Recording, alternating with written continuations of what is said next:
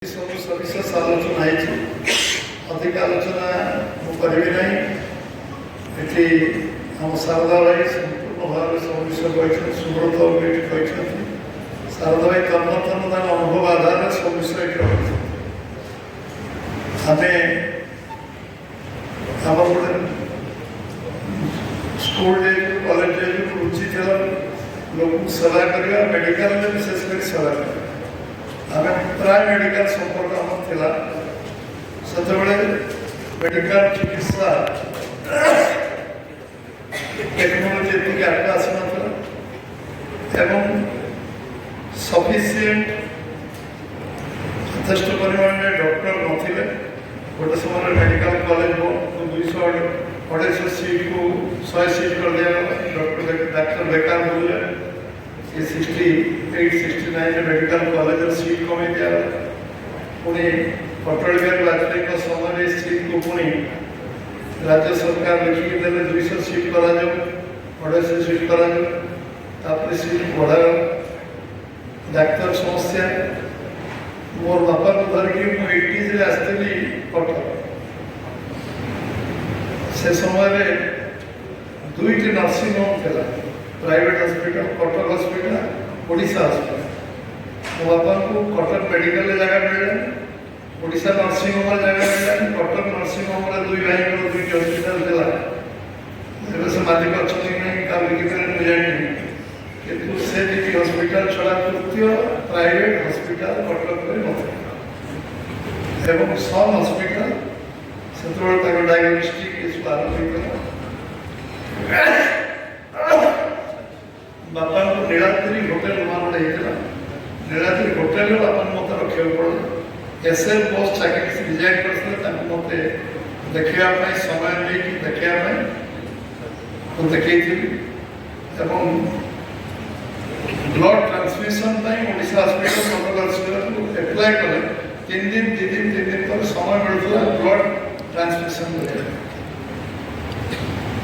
ଏ ଅବସ୍ଥା ଯେତିକି ପଇସା ଟ୍ରାନ୍ସମିଶନରେ ପଡ଼ୁଥିଲା, ସମୟ ବ୍ୟୟ କରିବାକୁ ପଡ଼ୁଥିଲା, ସେତିକି ପଇସା ଆଜି ପଡ଼ୁନି କି ସମୟ ଲାଗୁନି। ଆଜି ସେଦିନ ଆଜି ଦିନ ଭିତରେ ଫରକ ମୁଁ ଆପଣଙ୍କୁ କହିବି। ଯେତେବେଳେ ରାଜନୀତି ଜୀବନରେ ଆମେ ଥିଲୁ, ମୁଁ MP ହେଇଥିଲି 2000-2004 ମନ୍ତ୍ରୀ ହେଇଥିଲି। ଆମର ମୁଖ୍ୟ ଖର୍ଚ୍ଚ ଥିଲା, ଗୋଟିଏ ଖର୍ଚ୍ଚ ଥିଲା, ରୋଗୀ ମେଡ଼ିକାଲରେ ପଡ଼ିଛି ମାନେ ତା ଚିକିତ୍ସା ପାଇଁ ଡାକ୍ତର ଔଷଧ ଆମକୁ ଯୋଗାଇବା ହେଉଛି ଆମର କାମ। ଅନ୍ୟ କିଛି ଦ୍ୱିତୀୟ ଖର୍ଚ୍ଚ ଆମର ରାଜନୀତି ଲୋକ ନଥିଲା। ସେବା ଦେଉଛନ୍ତି। ମୁଁ ତ ଭାବିବି ଏ ଡାକ୍ତର ସମାଜ ତାଙ୍କୁ ଭଗବାନଙ୍କ ପରେ ଦ୍ୱିତୀୟ ଭଗବାନ ଭାବିକି ତାଙ୍କୁ ସମ୍ମାନ, ଶ୍ରଦ୍ଧା ଏବଂ ଆମେ ସମର୍ପଣ ହେଇଯିବା ଦରକାର। ଏଇଥିପାଇଁ ଟଙ୍କା ସମସ୍ତଙ୍କୁ ମିଳିବ, କ୍ଷମତା ବି ସମସ୍ତଙ୍କୁ ମିଳିବ। ଗୋଟା ଲୋକଙ୍କୁ ଯଦି ପଚାରିବେ ଆଜି ମନମୋହନ ନାୟକ ଚାହିଁଲେ ମନ୍ତ୍ରୀ ବି କାହାକୁ କରିଦେବେ, କି ମନମୋହନ ନାୟକ ଚାହିଁଲେ ଜଣକୁ ବଞ୍ଚେଇ ପାରିବେ। ଆଉ ଯେଉଁ କହିଛନ୍ତି 7 ଜଣ ସେ ବଞ୍ଚେଇ ଦେବେ। ଜଣଙ୍କର କ୍ଷମତା ଦରକାର, ଜଣଙ୍କର ଜୀବନ ଦରକାର। ଜଣେ ଗୋଟିଏ ଲୋକ ଚାହୁଁଛି, ଗୋଟିଏ ଲୋକ ଦେଶର ଯେତେ ବଡ଼ ପ୍ରଭାବୀ ଲୋକ ଚାହିଁଲେ ଯେ ଜଣକୁ ବିଧାୟକ, ମନ୍ତ୍ରୀ, ସାଂସଦ କରିଦେବେ, କିନ୍ତୁ ଆଉ ଜଣେ ଚାହିଁଲେ ତାକୁ ଜୀବନ ଦେବେ। ସେ ଲୋକଟା ଚଏସ୍ କରୁଛି ମୋର ବଞ୍ଚିବା ଦରକାର। ମୁଁ ଗରିବ ହେଇପାରେ, ଧନୀ ହେଇପାରେ, ନେତା ହେଇପାରେ, ଅଫିସର ହେଇପାରେ, ଯେତେ ବଡ଼ ବି ଲୋକ ହେଇପାରେ। ଏ ସମାଜରେ ଭଗବାନ ମୋତେ ପବିତ୍ର ଅମୃତ ମନି ମାନବ ଜନ୍ମ ଦେଇଛନ୍ତି, ମୋତେ ସମାଜରେ ବଞ୍ଚିବା ଦରକାର।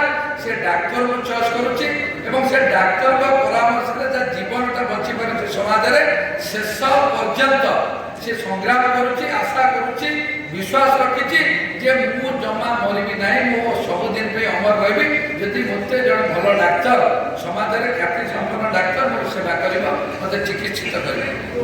ତେଣୁକରି ଆପଣମାନଙ୍କୁ ଆମର ନିବେଦନ, ବହୁ ଲୋକ ବହୁ କଥା ଉଠୁଛି, କିନ୍ତୁ ମୋର ଯାହା ସାମାଜିକ ଜୀବନରେ, ରାଜନୈତିକ ଜୀବନରେ ମୋର ଯେତିକି ଅଭିଜ୍ଞତା ଅଛି, 10-15 ବର୍ଷ 20 ବର୍ଷ ତଳେ ଆପଣ ଦେଖିବେ ବିଭିନ୍ନ ବଡ଼ ବୁର୍ଲା ହସ୍ପିଟାଲ ହଉ, କଟକ SCB ହଉ, ବ୍ରହ୍ମପୁର ହଉ, ବିଭିନ୍ନ PSC, CSC ବା DS ସବୁ କ୍ଷେତ୍ରରେ ଯେତେ ଭଲ ଡାକ୍ତରଙ୍କର କାର୍ଯ୍ୟକ୍ରମ ଥିଲେ ବି ରୋଗୀମାନେ ଯଥେଷ୍ଟ ପରିମାଣରେ ଚିକିତ୍ସା ଅଭାବରୁ ବହୁତ ବଡ଼ ବଡ଼ ରୋଗ ନହେଲେ ଛୋଟ ଛୋଟ ରୋଗରୁ ବଞ୍ଚିତ ସେବା ହେଉଥିଲେ, ଯେଉଁମାନେ କମ୍ ଦିନରେ ମଧ୍ୟ ଦେହ ତ୍ୟାଗ କରିଛନ୍ତି।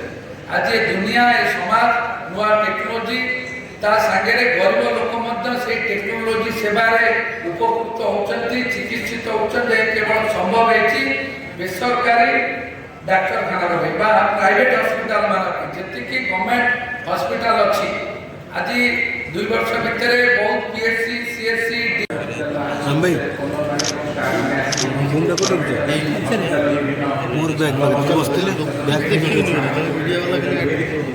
ମୁଁ ପ୍ରଥମେ ଆଜି ଆମର ଉଦ୍ଘାଟନ ମୁଖ୍ୟ ଅତିଥି ମନମୋହନ ସାମଲ ସାହେବଙ୍କୁ ମନେ କରି ନେଇ ଆସିବ କହୁଛେ ସେ ଆଜି ଆସିଥିବାରୁ ସେମାନଙ୍କୁ ଧନ୍ୟବାଦ ଅନୁଭୂତି ତାଙ୍କ ସହିତ ଆମର ବିଶିଷ୍ଟ ଅତିଥି ତଥା ମୁଖ୍ୟ ବକ୍ତା ଶ୍ରୀଯୁକ୍ତ ସ୍ୱାଗତ ପ୍ରଧାନ ଅଛନ୍ତି ଆମର ସମ୍ମାନିତ ଅତିଥି ତଥା ବରିଷ୍ଠ ବକ୍ତା ଡକ୍ଟର ଗୋପାଳଜୀ ପଣ୍ଡା ସାହେବ ଅଛନ୍ତି ସମ୍ମାନିତ ଅତିଥି ତଥା ବିଶିଷ୍ଟ ବକ୍ତା ଡକ୍ଟର ସୁବ୍ରତ ଜେନା ସାହେବ ଅଛନ୍ତି ସମ୍ମାନିତ ଅତିଥି ତଥା ବିଶିଷ୍ଟ ବକ୍ତା ଡକ୍ଟର ଚୈତନ୍ୟ ମାଝୀ ସାହେବ ଅଛନ୍ତି ऑर्गेनाइजिंग सेक्रेटरी साहब डॉक्टर मुक्तिजन महापात्र साहब अच्छी भाइस प्रेसिडेंट पीसी महान साहब अच्छी और अभिनेता डॉक्टर मुख्य स्वाति नायक